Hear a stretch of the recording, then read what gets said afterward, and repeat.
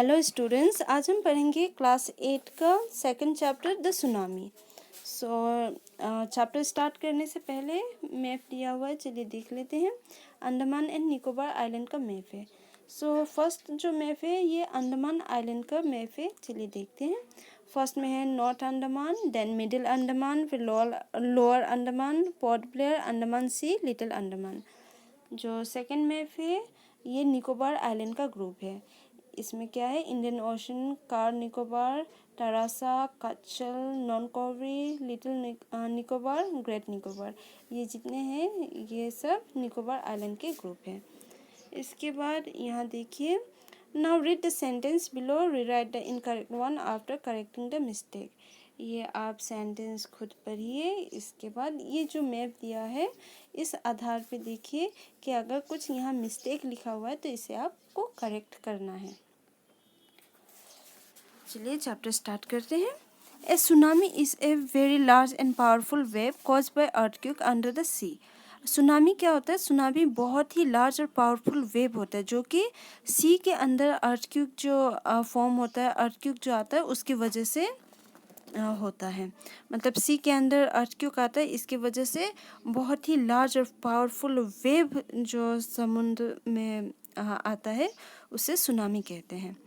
On 26 December 2004, a tsunami hit Thailand and part of India such as Andaman and Nicobar Island. 26 दिसंबर 2004 में tsunami आया हुआ था। कहाँ कहाँ? थाईलैंड और इंडिया के अंडमान एंड निकोबार आइलैंड और तमिलनाडु के कोस्ट में। Here are some stories of courage and survival. तो इस चैप्टर में हम पढ़ेंगे कुछ ऐसे स्टोरीज करेज और सर्वाइवल के जो कि लोगों ने दिखाए, और हम जानेंगे कि क्या एनिमल के पास सिक्स सेंस होते हैं। कुछ स्टोरीज सजेस्ट करते हैं कि हाँ, एनिमल के पास सिक्स सेंस होते हैं जिससे वो सुनामी का बारे में पहले से उन्हें पता चल जाता है। तो चलिए चैप्टर स्टार्ट करते हैं। This stories are from all the Andaman and Nicobar archipelago. ये जो स्टोरी है ये अंडमान एंड निकोबार आइलैंड का आर्किपेलागो का स्टोरी है। Archipelago means group of island होता है, ठीक है। आइलैंड के ग्रुप को आर्किपेलागो कहते हैं। तो पहला स्टोरी है Ignatius. Ignatius was the manager of a cooperative society in Kachal. His wife woke up at 6 a.m. because she felt an earthquake. Ignatius carefully took his television set off its table and put it down on the ground so that it would not fall and break. Then the family rushed out of the house. Igneous जो थे वो cooperative society के manager थे जो कि कच्चल में थे, ठीक है। कच्चल आइलैंड में कोऑपरेटिव सोसाइटी का मैनेजर थे इग्निशियस। और उनकी वाइफ सुबह 6 बजे उठी क्योंकि उन्हें महसूस हुआ अर्थक्वेक। तो वो उठ के सबको जगाई। तो इग्निशियस क्या किए, बहुत ही केयरफुली जो टीवी सेट था उसे टेबल से उठा के नीचे ग्राउंड पे रख दिए ताकि वो टेलीविज़न सेट गिरे ना और टूटे ना, और उनके फैमिली घर से बाहर चले गए। When the tremor stopped, they saw the sea rising. In the chaos and confusion, two of his children caught hold of the hand of their mother's father and mother's brother and rushed in the opposite direction. He never saw them again. His wife was also swept away. Only the three other children who came with him were saved.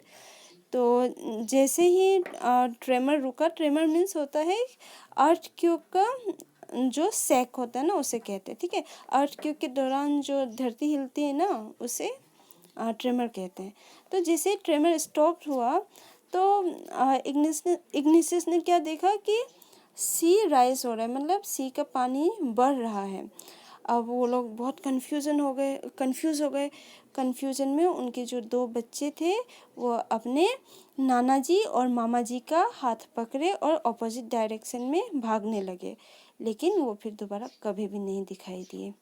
और जो igneous की wife थी वो पानी में बह गई, और उनके जो 3 बच्चे थे जो कि इग्निशियस के साथ आए थे वो बच पाए, लेकिन उनकी वाइफ और 2 बच्चे और ये लोग बह गए। नेक्स्ट स्टोरी है संजीव का। Sanjeev was a policeman, served in a Kachal island of the Nicobar group of islands. He somehow managed to save himself, his wife and his baby daughter from the wave, but then he heard cried for help from the wife of John, the guest house cook. Sanjeev jumped into the water to rescue her, but they were both swept away. Sanjeev जो थे, संजीव ये policeman थे, ठीक है, Katchal island में ही policeman थे। और ये Katchal Island Nicobar group of island का एक पार्ट है। तो किसी तरह से वो अपने आप को बचा पाए, अपने आप को, अपनी पत्नी और अपनी छोटी सी बेटी को किसी तरह से वो वेब से बचा लिए। लेकिन उन्होंने अपना जो गेस्ट हाउस का कुक था जॉन, उसकी वाइफ का आवाज़ सुने जो कि हेल्प के लिए चिल्ला रही थी। तो संजीव क्या किए, पानी में जंप कर दिए उनको बचाने के लिए, लेकिन दोनों बह गए, बच नहीं पाए। वो गेस्ट हाउस की जो गेस्ट हाउस का कुक का जो पत्नी था वो भी बह गई और संजीव भी बह गए। 13-year-old Meghna was swept away along with her parents and 77 other people. 77 other people. She spent 2 days floating in the sea, holding on to a wooden door. 11 times she saw relief helicopters overhead, but they did not see her. She was brought to the shore by a wave and was found walking on the seashore in days. Next story है 13 years old girl मेघना की, जो कि अपने parents और 77 और लोगों के साथ पानी में बह गई थी। उसने 2 दिन तक सी में फ्लोटिंग करते हुए बिताया, ठीक है। एक वुडन का डोर था, उसको उसने पकड़ लिया, तो इस वजह से वो डूबी नहीं और 2 दिन तक सी में ही फ्लोट होती रही। 11 टाइम्स उसने हेलीकॉप्टर देखा जो उसके ऊपर से गया, लेकिन हेलीकॉप्टर वाले ने इसे नहीं देखा, ठीक है। मेघना दिखाई नहीं दी हेलीकॉप्टर वाले को। तो वो ऐसे ही 2 दिन तक फ्लोट होती रही। और जब वो जगी नेक्स्ट दिन, तो क्या देखती है कि वो मतलब सी शोर पे चल रही है, मतलब समुद्र के किनारे। वेव का वजह से वो समुद्र के किनारे तक आ पाई और वो एकदम अचंभे में, एकदम हैरानी के साथ वो सी शोर पे चलती हुई पाई गई। नेक्स्ट स्टोरी है आलमस जावेद का। आलमस Javed was 10 year old.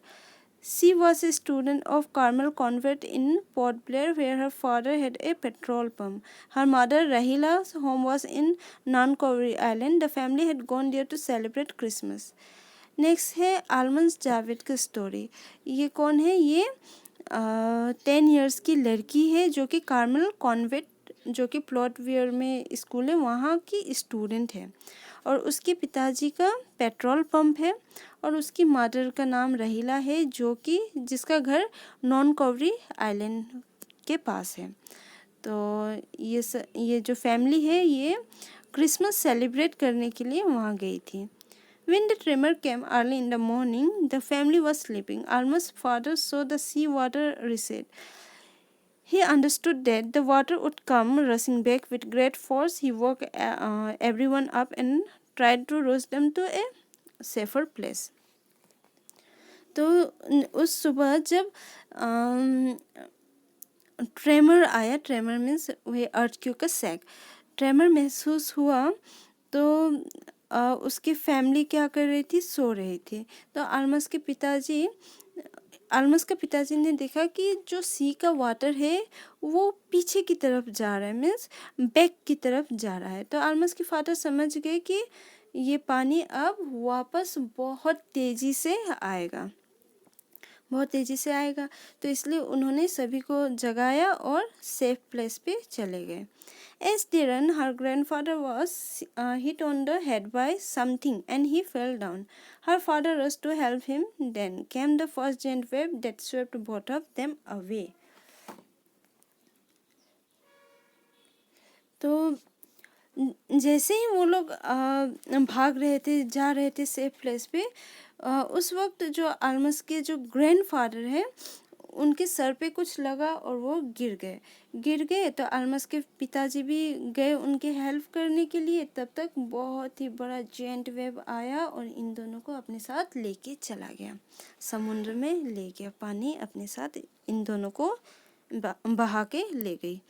Alma's mother and aunt stood clinging to the leaf of a coconut tree, calling out to her. A wave uprooted the tree, and they too were washed away.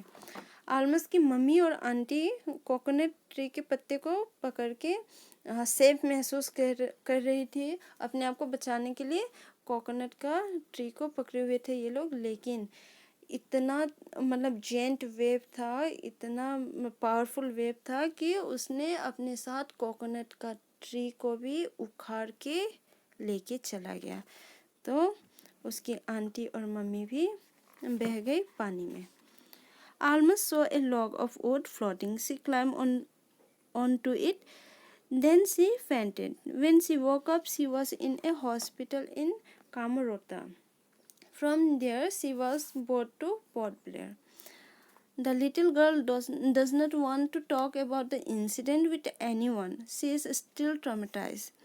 तो आलमस को एक would float हुआ दिखा, would जो लकड़ी था वो तैरता हुआ दिखाई दिया। तो उसने क्या किया, उस लकड़ी को पकड़ा। इसके बाद वो बेहोश हो गई। इसके बाद जब उठी तो वो अपने आप को कामरोता का हॉस्पिटल में पाई और बाद में उसे पोर्ट ब्लेयर में लाया गया। अब वो जो गर्ल है आलमा से इतनी सदमा में है कि वो किसी से बात नहीं करती और किसी से बात करने का उसे मन नहीं होता और किसी से बात भी करना नहीं चाहती इस इंसिडेंट के बारे में। सो ये था हमारा फर्स्ट पार्ट। नेक्स्ट पार्ट हम नेक्स्ट वीडियो में पढ़ेंगे। सो आई होप आप लोगों को समझ में आया होगा। So thank you so much for watching.